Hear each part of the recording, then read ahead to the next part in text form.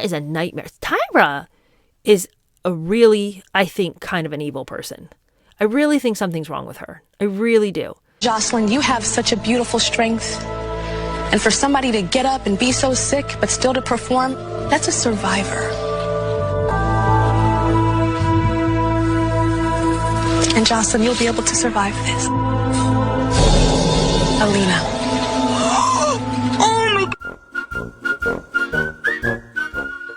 Hello, how are you? Welcome to my channel. My name is Tyra Denise, and we need to talk about Netflix's documentary about America's Next Top Model.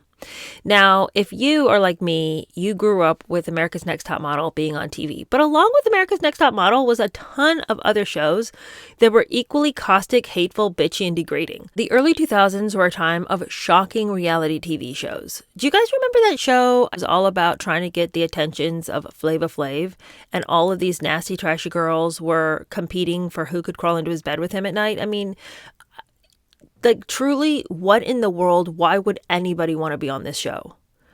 You'll remember The Girl Next Door, which was the show about all of the girls in the Playboy Mansion and how Hugh Hefner had like a ton of girlfriends and they all kind of rotated in his bed. This was a time when TV was one jacked up episode after another. Jessica Simpson and her husband had that show where he's like talking to her like she's dirt under his feet and she's sitting there taking it. Like, she just sort of plays into this dumb blonde stereotype and he plays into this guy who has to like put up with all of her stupidity. I mean, humanity was not at its best in the early 2000s, and with the introduction of reality TV, which essentially is, how badly can we humiliate somebody before they have an emotional breakdown and everybody at home on their couches is just watching wide-eyed and so grateful it's not them? It was really just not a time to be alive and to be pleased with yourself as far as what your viewing was. Because the thing is, these shows were addictive. It was so much drama. It was so much chaos. And we all knew it was constructed, or elements of it were constructed, or people were goaded into having a breakdown so that everyone could then laugh at them for having a breakdown. I mean, these shows are really, really bad. So there is a part of me that feels like everybody's collective gasp at America's Next Top Model is a little bit unfair, because we really should go back and look at all of the shows that were airing in the early 2000s, because it was all junk and it was all degrading and it was all embarrassing. But the thing about America's Next Top Model that really does set it apart from the other shows is that it ran for so many seasons. It aired in 2003 and it was going until 2018. I mean, granted, it was staggering along by 2018, but it really had quite a run. The seasons that most people would consider like the classic era are seasons 2 all the way to season 18, because the group of judges was consistent throughout that time on the show. And those faces and those names will forever be linked and associated with the show. But the show really belonged to Tyra Banks. Now, Tyra had been a model back in the 90s. She had become a supermodel, and then after her run as a supermodel, she ended up doing America's Next Top Model, and that show was her idea. And she, pitched it to a producer, and they made it, and, it went on to be very, very successful. But Tyra wanted to do the show, supposedly, what she says. And by the way, what Tyra says and the reality live in two completely different houses, okay? Those two have never met each other. But what she says is that she had so struggled in the beauty industry and in the fashion industry to be accepted for her unique looks. She says that her looks were so unique, and because she was black, that it was just a struggle, and people didn't like her because of her hair, and people didn't like her because of her nose, and people were constantly trying to hold her back. So she wanted to do a show where she says that beauty does not come in just one shape. That she wanted to show that you didn't have to be white and blonde and a stick figure to do fashion. The thing is, though, you can't have an inch to pinch. And suddenly she's got 1,000 things to say about how you need to lose weight. So it feels like she had this really beautiful mission statement for what she wanted the show to be, but she was not willing to maintain the integrity of her initial intent as soon as the dollar signs began to be placed in front of her. We could make this, this, and this if.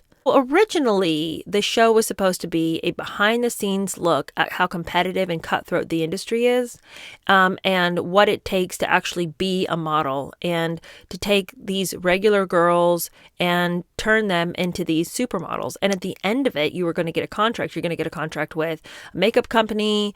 You were going to have a work with a modeling agency, and you were basically being promised a career if you won.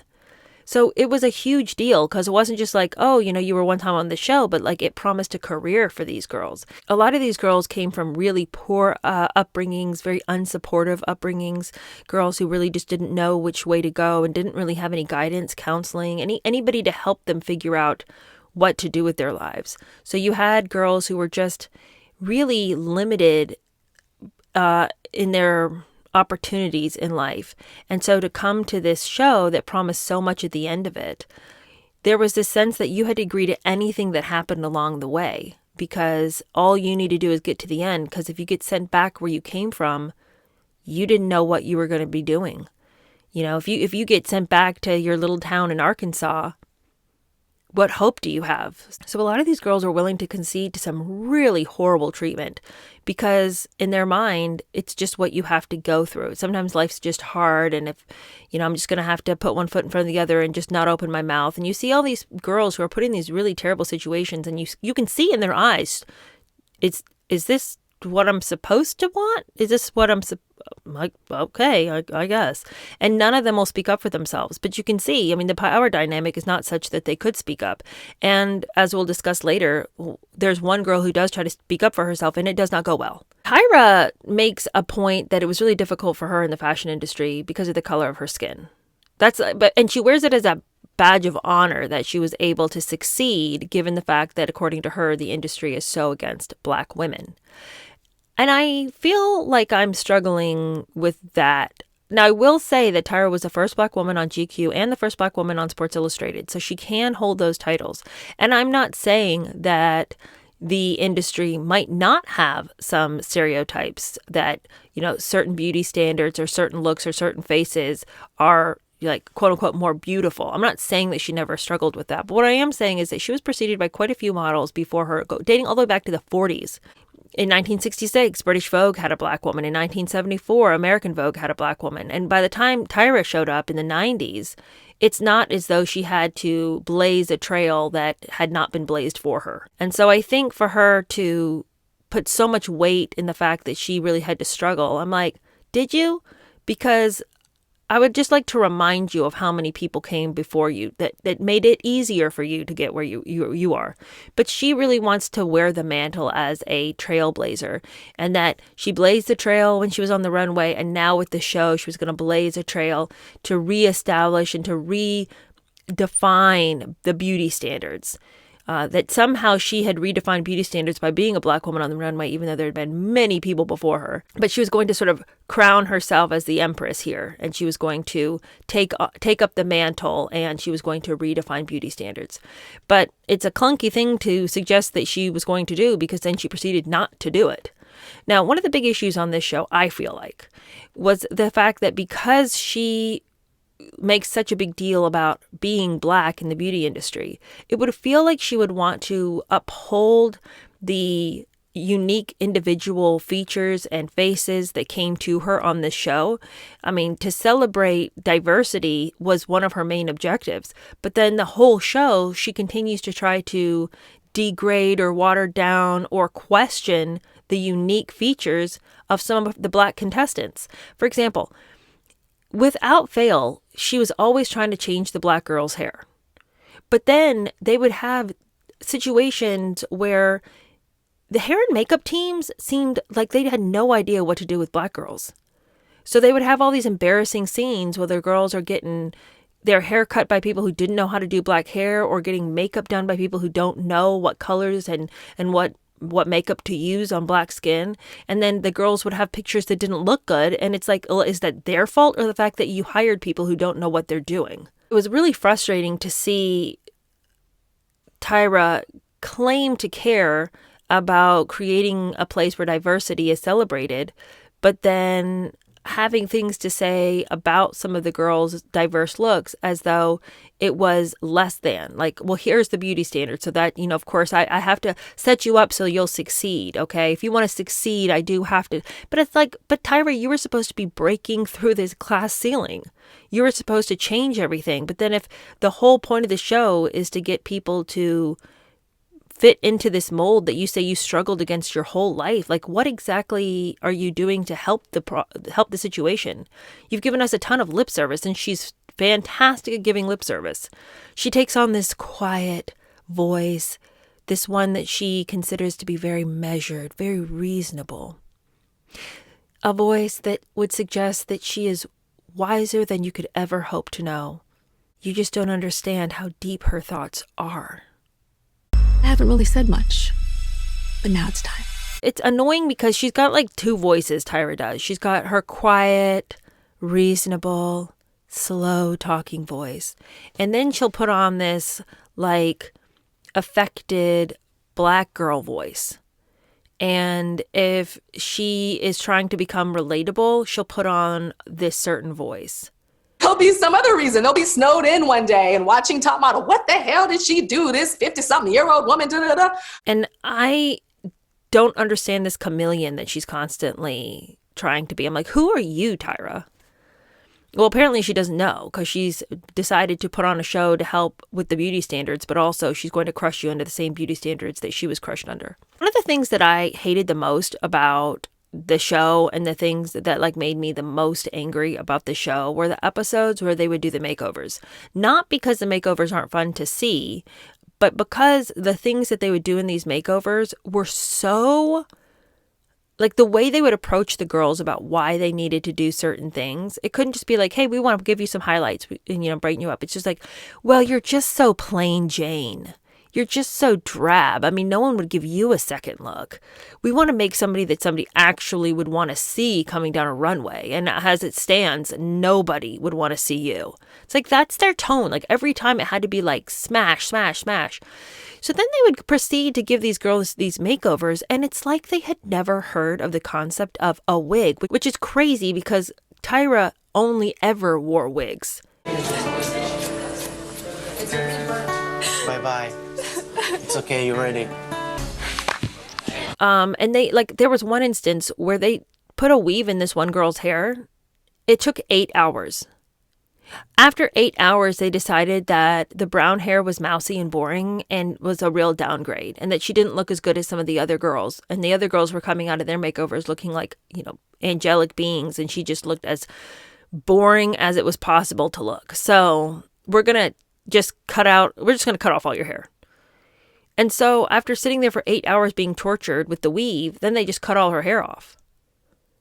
And it's like, okay, if you weren't sure how brown hair would look on her, what about trying a wig on first? What about that? It's like, when it really comes to models on the runway, they will frequently wear wigs if the look calls for shorter hair. It's not uncommon.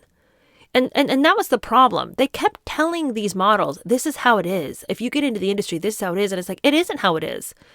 Nobody is giving a model an 8-hour weave to only cut it out in the end and cut all her hair off. When did that happen in the modeling agency? They slap a wig on your head and send you down the runway. Well, what is this crazy talk?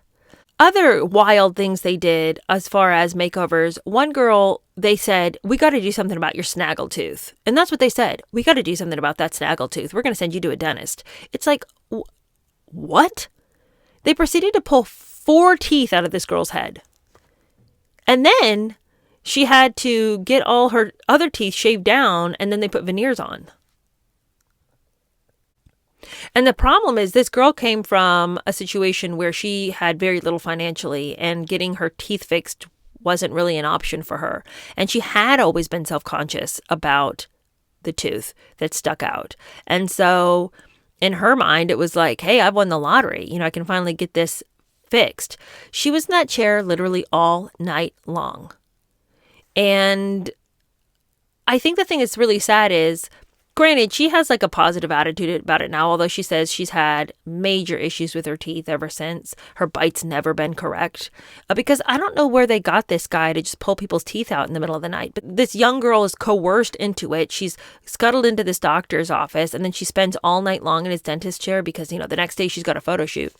I'm like, what kind of a doctor, what kind of a dentist is willing to do this? But this wasn't the only time they decided to put their hands in people's mouths and completely reconstruct their smiles.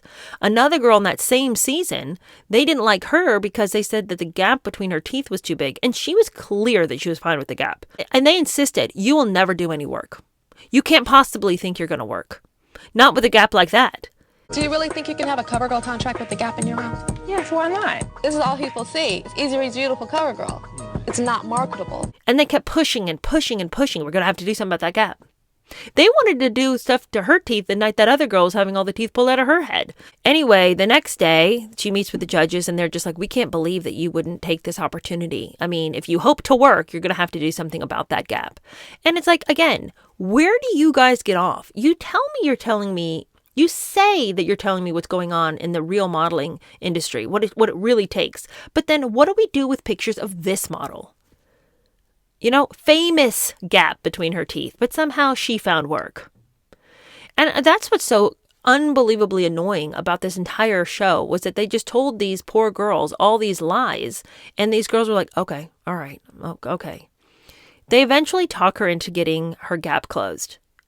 Then, a couple of seasons later, there's another girl. This girl is white, and they tell her, you know what you need to do? You've got a slight gap in between your teeth, but we think it'd be awesome if we widen that gap because we want to make sure that you have a unique look. So when the black girl had a gap in her teeth, that was ratchet. But now that the white girl's here, you are okay with the fact that her gap is there, and in fact, you want to make it even bigger so she can look unique. I mean, I really don't like to play like on race card things, but if I was the black girl, I would feel like, what was the matter with me having the gap in my teeth? But the blonde white girl, it was okay that she had the gap, and then you wanted to increase it to make her look like this other white model. I just feel like there are definitely some things that happened along the lines on this show that certainly felt like all of this hope and redemption that Tyra claimed she was going to try to bring for all the black girls. It's like Tyra was trying to make it super hard for the black girls. And I mean, there was one time when she told one girl, like, you got to do something about your ashy skin. Of all the girls we had to retouch their pictures, you were the hardest girl because your skin is just so ashy.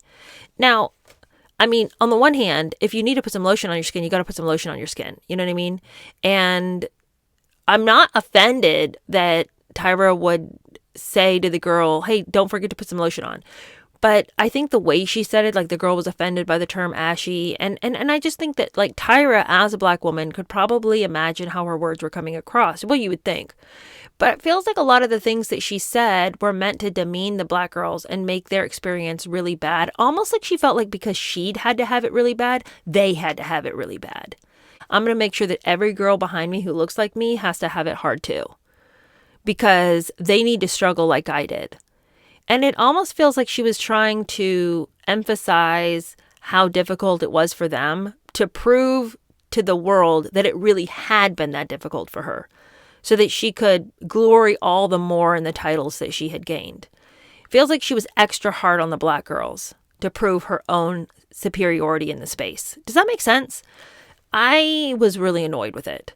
And as it turns out, all these like jacked up makeovers that the black girls would have on screen, she would then behind the scenes bring them to somebody who could actually do their hair right. Behind the scenes, she would, get them some help for their skin or whatever it was that she said was going on.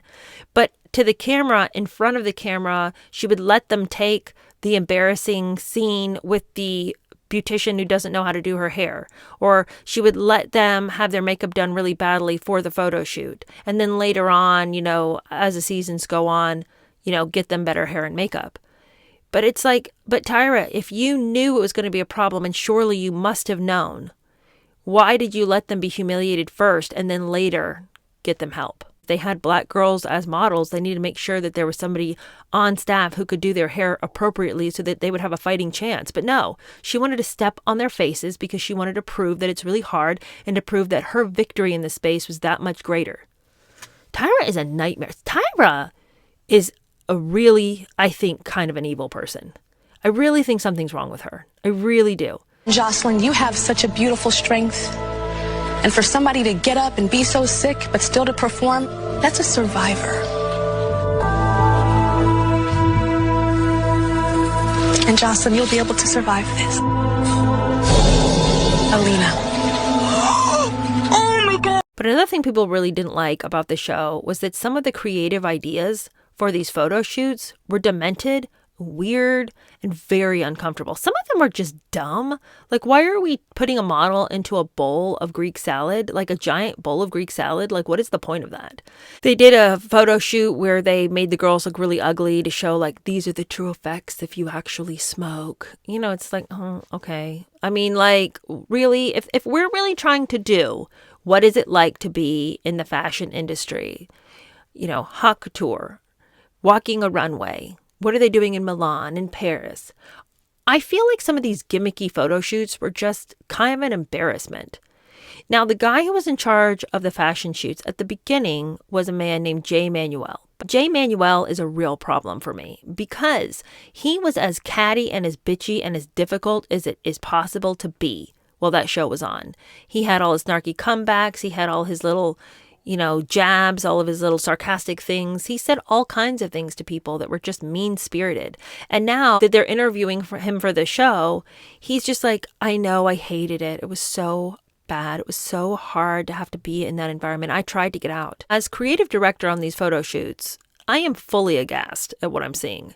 Now, this is a person who is skilled in the arts of passing the buck. You have never seen anybody so unable to take responsibility for the things that happened or the ideas that he came up with. Now, he claims that all of these ideas, like really all the power was wrested out of his hands. Like he just was like an on-screen personality. He was told what it was going to be. And that the moniker of him being creative or director was kind of just like left over from the beginning when they started the show. But then when things got really weird, he actually had nothing to do with that. And I'm like, Jay, we can see your personality and how mean and caustic and what a bully and what a bitch you are to these girls and how you love to cut them down and how like it makes you feel good. Like we can see you puff up at the expense of others. When you really get in a cutting jab, you're just like, look at me. I had the power in that dynamic. And so for him to come along and be like, I just had no idea whatsoever that these photo shoots were going to get so out of hand. And then when I'd try to say something when I could, although it wasn't often that I felt that I could say something. I was told I had to. I'm like, then why would you stay in something that you were so embarrassed about? If your name is creative director and that's what people know you as on the show, as the creative director of these photo shoots, doesn't matter if you want to stay, but behind the scenes I wasn't. Publicly, you were the one getting the credit for these jacked up ideas, such as the photo shoot where they were taking crime scene photos and the girls were playing the victims of violent attacks. One girl was squeezed into a hallway where it looked like somebody had attacked her to cut out her organs. What kind of crime is that? Another girl was the victim of a gunshot wound to the head. And, you know, one of the things that was really problematic about a lot of these kind of really scary photo shoots was it sometimes felt like they would use things from the contestants' backgrounds to trigger them so that in the event that they had to do these photo shoots that had ties to some other events that had happened to them, they would be triggered and they'd get emotional and they'd get upset. So for the girl who was in the photo shoot where she's supposed to have been shot, her mom had been shot and had been paralyzed because of the incident. So now she's having to pretend that she's been shot. It's like, maybe it's a coincidence. Who knows? But it does feel like they would pick at things to make people feel unsettled, unstable, and to kind of potentially instigate an emotional breakdown, because they were always after the emotional breakdown. They had another photo shoot where you had to be lowered down into the ground, and it was about the 7 deadly sins. And so you'd be in a coffin, and in the coffin you would have to be demonstrating one of the 7 deadly sins. So like one girl was buried with a bunch of donuts and stuff like that. And that one was particularly mean because the whole season they'd been calling her fat. They'd been talking about like how she was so chubby and she had to do something. Tyra's like, girl, if you're going to order the hamburger, like consider tossing out the bun. You're just so chubby and bloated. And we have to do so much retouching just to make you passable. Then they give her the deadly sin of gluttony. I mean, it's just like they were constantly trying to hurt your feelings. When they did a safari photo shoot, that same girl, they said, you're the elephant. You know why? Because you're so fat. It's just like they were always trying to break people down. But Tyra wants to let you believe. She wants to tell you to your face that the show was all about breaking the limits of what the fashion industry was all about. And yet at any opportunity, she wanted to tell girls that they were fat. I mean, she loved to tell girls they were fat. And so did everybody else on the panel. She's fat, she's fat, she's fat, she's old, she's disgusting. I mean, they were all about ruining your self-esteem. I mean, if that was the objective, 10 out of 10 accomplished it. All of these girls probably left broken people. Just horrific. There were other photo shoots, like there was one where they pretended that the girls were homeless and they actually used real homeless people in the photo shoot. It's just like, I don't know which high fashion magazine does a photo shoot where we're all homeless or we're all ravaged by the effects of smoking or we're laying in coffins illustrating the 7 deadly sins or I am somebody who's just been attacked and somebody cut out my spleen. Somebody explain to me where these ideas were coming from. Well, Jay wants to let you know it wasn't him. It wasn't him. Now, he's a particularly annoying character to me because when he discusses the breakdown of his relationship with Tyra, and I believe that Tyra's a nightmare, he says that he just couldn't get past the fact that they were having to do a lot of gimmicky, weird stuff on the show. And as has already been stated, he was the creative director, but really in name only. He honestly had nothing to do with some of the weirder ideas that were coming up. Like when they said that they had to put all the girls in blackface. As a person from South Africa whose parents survived apartheid, he hated that. And he had tried to say a little something about it, but it's just hard to speak to such abusive power. And there was just so much power above him. He couldn't even say anything. And he didn't even know how to tell Tyra, you know? He didn't know how to tell Tyra because their relationship was kind of on the rocks because he was already so upset by some of the weird stuff they were being asked to do. And it's like, okay, anybody could see that this idea of doing blackface is probably a pretty bad idea. Now, honestly, between you and me, I think them looking like they're dead with their organs cut out or having gunshot wounds to the head or having to look like they were on drugs and that they died of a drug overdose, like to me, I find that more offensive than somebody taking a picture and they're in blackface, but they look really beautiful and healthy and alive. I'm sure that there are going to be people who are like, that's messed up. But I'm saying between the two ideas, I find one to be much more visually horrifying than the other. But he says that he was just so discouraged by some of the ideas that were coming up that he felt like he had to distance himself from this project. And so he had written her an email after much consideration to let her know that he needed to get out. And he waited for 3 days and she didn't say anything. And then when she did respond, it was with 3 words. I am disappointed. Of course, that's what Tyra would say. That's exactly what Tyra would say, probably in her really quiet voice. I am disappointed. Anyway, she was so disappointed that she just could never regain friendship again. And by the way, these are 2 people who were like locked in on each other before this. I'm not saying that they had like a sexual relationship, but they were like besties. I mean, they traveled everywhere. They stayed with each other all the time. They would like have all these sleepovers. They did all kinds of stuff together. That's over. Now that Jay's like, hey, you know what? I feel like the show's gotten kind of weird. She couldn't handle it. And so after that, they had a relationship that only worked as long as the cameras were rolling. And then as soon as the cameras were not rolling anymore, they did not even talk to each other. Like she wouldn't even acknowledge his presence. And so he said it was really hurtful. When Tyra was asked about it in the documentary, she said she didn't want to talk about it and it wasn't a subject she was going to talk about and that she needed to call Jay herself. And she would call Jay, but that she wasn't going to discuss their relationship on camera when she hadn't even had a conversation with him. Okay, that's fine.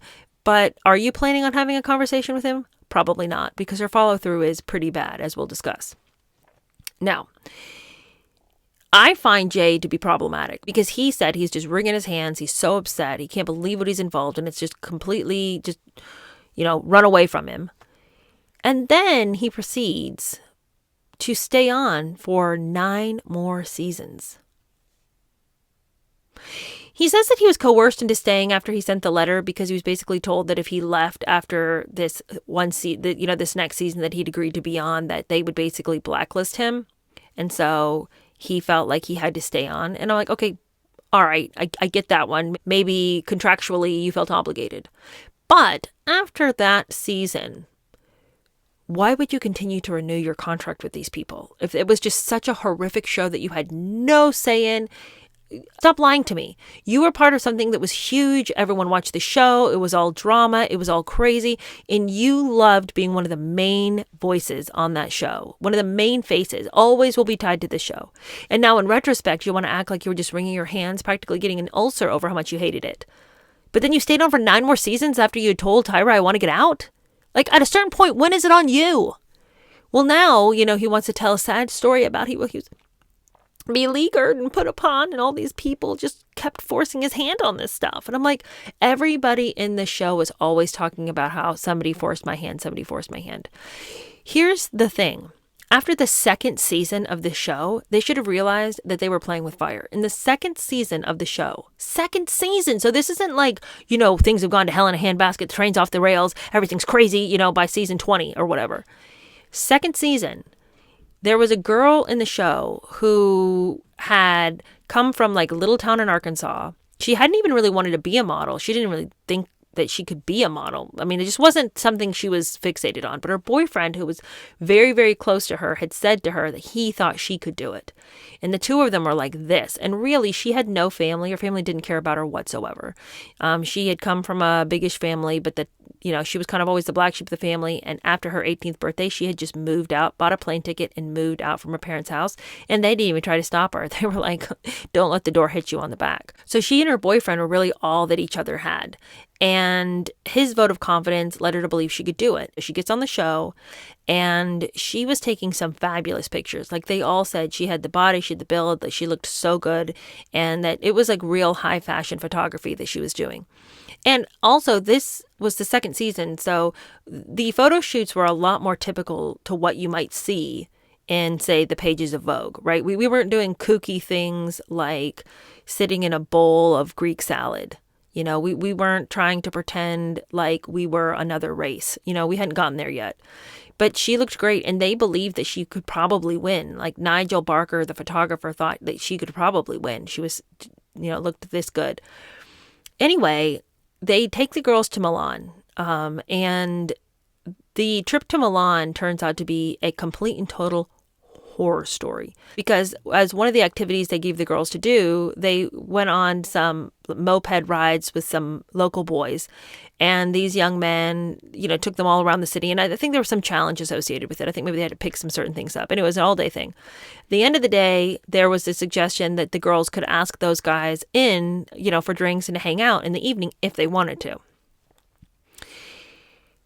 They're all in a hot tub, they're all drinking wine, and things get sloppy and things get messy. And our girl cheats pretty horribly on her boyfriend. First she's in the hot tub, then she's in the shower, then she's in the bed. They film the entire thing. Never at one point are they like, hey, this girl's so sloppy drunk that she's like passing out and is only lucid sometimes. I mean, they just like, let's just keep filming. Let's keep filming. This is some great content for TV. Now, look. I want to say that I think that the choices that she made in the moment were poor choices. I know she really cared about her boyfriend. She had a big picture of him next to her bed. Obviously, she was dedicated to him, but you're in another country and there's like this sexy foreigner and he's flirting with you and maybe you do think he's cute. Like, you got to guard your heart. You can't drink so much wine that you're passing in and out. You know what I'm saying? So like, I think that she would own that she made a bad decision that night. But it's not like she was making a bad decision in isolation. There was all these other people around her who could have been like, hey, wait, you don't want to make this choice. Like, the producers weren't drunk. The videographer wasn't drunk, but they just kept rolling and let her make this horrible choice because they knew it was going to make great TV. Because they played up the angle of her and her boyfriend. And now she's cheated on the boyfriend, you know? And then her head is completely out of the game at that point. All she wants to do is go home. She wants to make it right with her boyfriend. She feels terrible about what she did. And she should, because it was a bad choice. But also that other guy was taking full advantage of her because she wasn't even fully conscious while it was happening. You know, and like a literal crime is being committed against this girl who cannot consent. And they just keep filming it. Then she's like, can I please call my boyfriend? Can I please call my boyfriend? And they're like, no. We don't have a phone available. You cannot. When they see that the story is only going to progress by her calling her boyfriend and that would be some juicy drama, they have her call her boyfriend. And it's like soul crushing to watch her because she's calling him and he's irate, like really angry about it. So he's being pretty abusive to her on the phone. She's crying. It's this horrible thing. The cameras are following her. She's trying to get away from the cameras. She's like crawled behind this chair to try to get away from them who are taking her picture. And, you know, she hangs up and just like weeps on the floor in the fetal position for ages. They just keep filming. This is season 2. Okay. So it's like everything about that scenario is completely and totally horrific. Everything about it. Everything. The guy taking advantage of her drinking so much, and everyone knowing that she drank too much, but not stopping them filming the entire act. Then putting it on TV and following that up with her devastating conversation and then weeping on the floor. All for TV. And Tyra wants to let you know that this is the way the world really works in the fashion industry. Is it? Because all of that was orchestrated. But Jay Manuel wants to let you know that after it got crazy, he wanted to get out. I'm like, after it got crazy, at what point after season 2, when you guys were filming a girl having sex against her will, was that not part of your definition of crazy? All of them wanted their paychecks. All of them wanted their paychecks. Well, as the show gets crazier and crazier and crazier, and as they're doing weirder and weirder things, like one of the photo shoots was, let's do a photo shoot where all of the girls act like a stereotypical version of a model. We'll have the anorexic model. We'll have the bulimic model. We'll have the model who's like on heroin. We'll have the black model who's trying to be white. That'll be funny, won't it? And they just like really sick ideas. And the photos from that are disgusting. Specifically, the bulimic girl, she's like got throw up on her hands. I mean, it's just horrifying. What part of that is what you'd be doing in the fashion industry? You know? I mean, like, what? Another girl didn't want to do scenes where she had to make out with a guy for pictures. And they're like, well, if you're going to be in the fashion industry, if you're going to be a model, you have to be okay with kissing people. Do you? One girl tried to stand up for herself. And she was in a scene with some male models who had already been hitting on her while she was in hair and makeup. And then when they were actually doing the photo shoots, the guy's grinding on her and moaning and being super gross.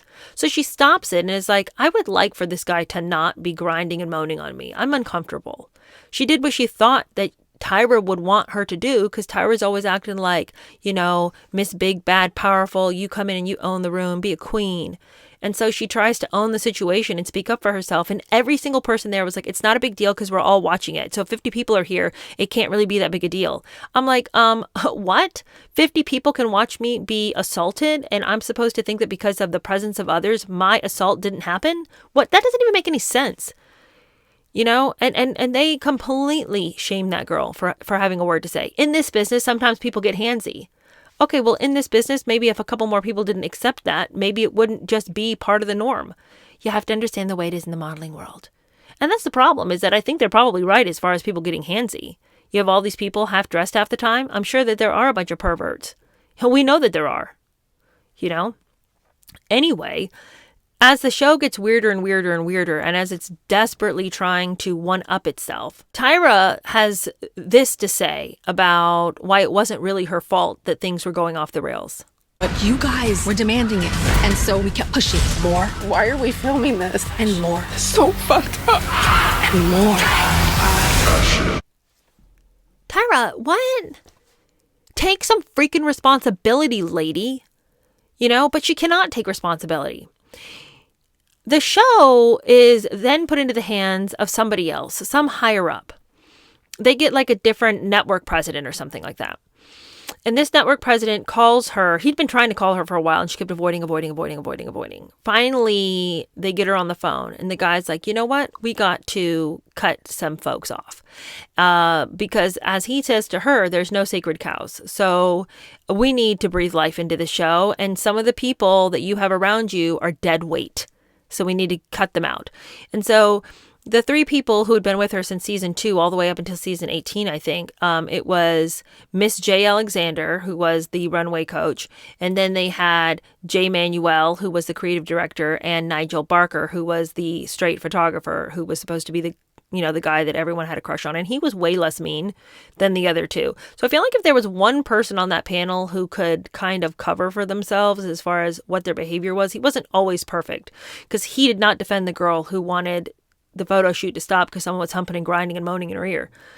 He did not support that. But on the whole, I felt like Nigel tried to be nicer, tried not to be so cutting and mean and cruel. All those people who'd been on the panel with Tyra, they all lost their jobs. When she told them that they were all going to be let go, she told them that it was not her choice. And I don't know how heavily she reiterated that to them, but she said that they were going to put out a press statement where each of them got to say something. And basically the message would be like, there's no hard feelings. It's just the way that things are having to go with the network. That statement was never put out, but somehow someone slipped to page 6 that she'd fired all of them. Well, that was problematic because she had fired them, but at the behest, according to her, of her boss. And he had said, nobody here is beyond being fired. And Tyra took that to believe, and rightly, because later she would be let go, that even her job wasn't secure, even though it was her idea and her show. So I guess she felt that she just needed to fire these other guys and kind of save her own head for a while. The show really petered off after that because it became even more desperate, even more crazy, even more weird. And Tyra's a weird person. Like, without exception, that lady is nuts. And we've seen it with her ice cream company in Australia. I mean, how long have I been covering how kooky she is down there? But that's not a new personality. I mean, there was episodes where she was pretending to faint. I've been working so hard. I'm so tired, you guys. I'm so sorry, you guys. I don't mean to be all weak in front of you, but I'm just so lightheaded. Somebody bring some water, some pizza, some juice. All right.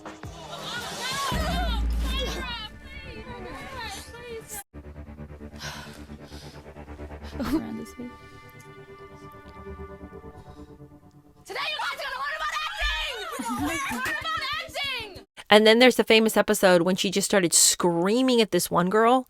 She claims that the reason she lost her temper was that this girl had been on a previous season and it was clear she had like a kind of a rough personality. She needed some anger management. They'd worked with her. They'd gotten her help. They brought her on for a second season. So I guess Tyra felt that she'd really been trying to be a mentor towards this girl, but I guess her patience was up.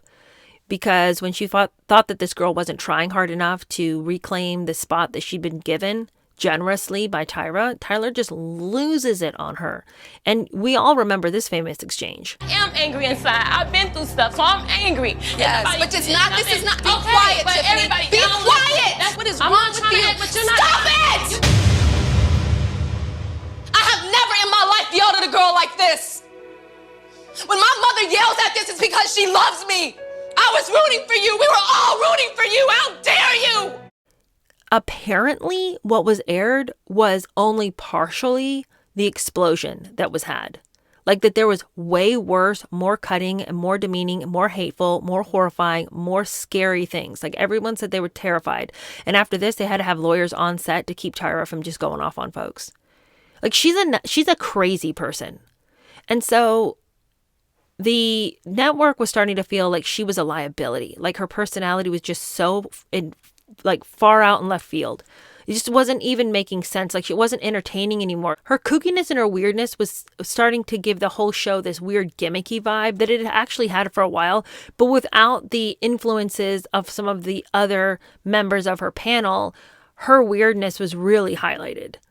And so they eventually let her go. And the show petered out eventually. Now, at the end of this documentary, they do talk about what happened with one contestant who managed to win the show, right? Because every season there was a winner, but they dig into what winning meant, because here they are laying their dignity on the line and doing excruciatingly embarrassing things and dangerous things that consistently threaten them, like walking down a runway in heels that were too tall, or walking down a moving catwalk, twist your ankle, fall, break your neck. I mean, anything could have happened. Here, all these girls are young, impressionable, desperate.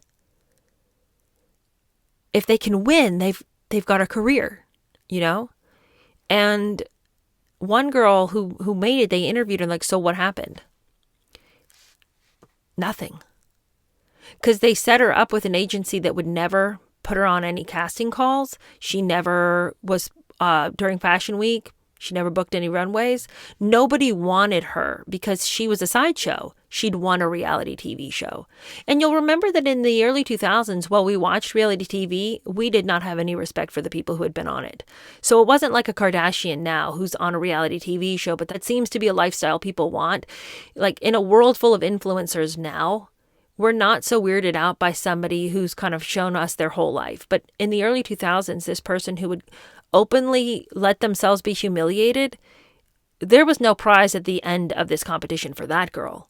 No designer wanted that girl wearing their clothes because people would notice the girl and not the clothes. Nobody wanted her to upstage their show because who wants to be upstaged by reality TV? It's so trashy, so she never got booked. Nothing ever became of the career she was promised.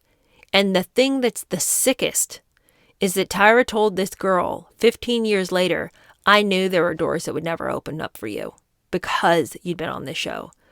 I knew that you'd never actually be able to make it in the industry because of this show. So the girl was humiliated, demeaned, consistently promised a future that the host of the show knew from her own background as a supermodel would never be opened up to this girl. Like the evilness of that.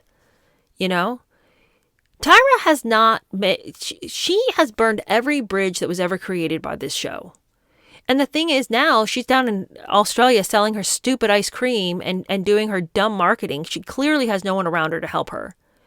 And all the three people that were on that panel with her, Miss J, Jay Emanuel, and Nigel, she's not even friends with them anymore.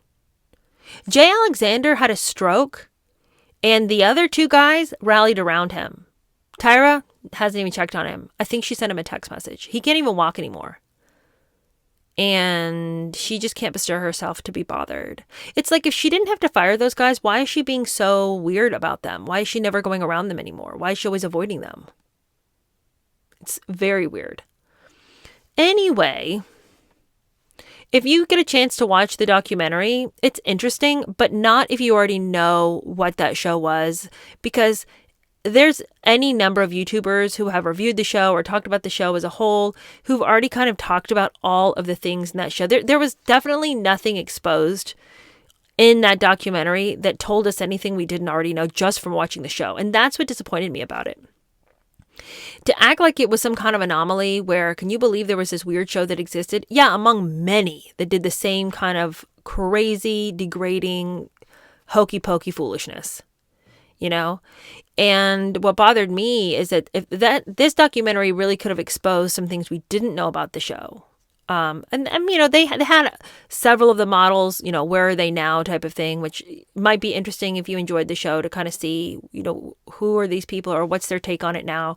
But a lot of these voices have already actually talked and spoken up in various spaces, either on their own personal channels on YouTube, or maybe they have social media platform. Like a lot of these people we kind of already followed up with. A lot of people who are on that show, nobody even knows where they are now. The show did like grave damage, not just to the people on the show, but to the people watching the show. I remember, and I've heard so many people say that one girl who was always picked on for being fat, she totally wasn't. And there's this one specific picture where she's told that she's really bloated and disgusting looking and they had to do so much work. And I remember watching that episode and being like, if she's fat, what am I? And I've heard so many people reference that specific scene as being kind of a catalyst, not necessarily to an eating disorder, but a great deal of self-doubt. Like, if that girl's fat, then what do people think about me? And that was what was so dangerous about that show, is it was so mean, so caustic, so bitchy, that what it told you erroneously, but what was very easy to believe, was these people are just telling the whole world what they're really thinking. And everybody really thinks like that. If we all acted like this and didn't have a filter on our mouths, this is the way everybody thinks. Everybody goes through the world and they're really thinking, that girl's fat, that girl's nasty, that girl's skin's gross, that girl's hair is ugly. And that's not true. The show was mean for ratings, but it left you, after watching an episode of it, thinking the whole world is really that mean. People just don't say it, but that's what people really think about each other. So I don't know. I mean, like, the show was definitely crazy, and it was interesting to see, like, Netflix did gather up all the weird stories into one place, but it was annoying that they allowed Tyra Banks to make her excuses and that they allowed Jay Manuel to make his excuses. It just didn't feel like there was much follow-up or any pressing on some of the pretty paltry excuses that they had. Now, none of us are surprised that the show was a hot mess. Not like Netflix revealed to us something that we weren't already aware of. So if you're going to watch it thinking there's going to be some explosive revelation, some behind the scenes thing you didn't know, I wouldn't. But if you just want like a really good recap of all the crazy, it was definitely an interesting watch. All right. Thank you guys so much for hanging out with me today, and I'll see you tomorrow. Bye.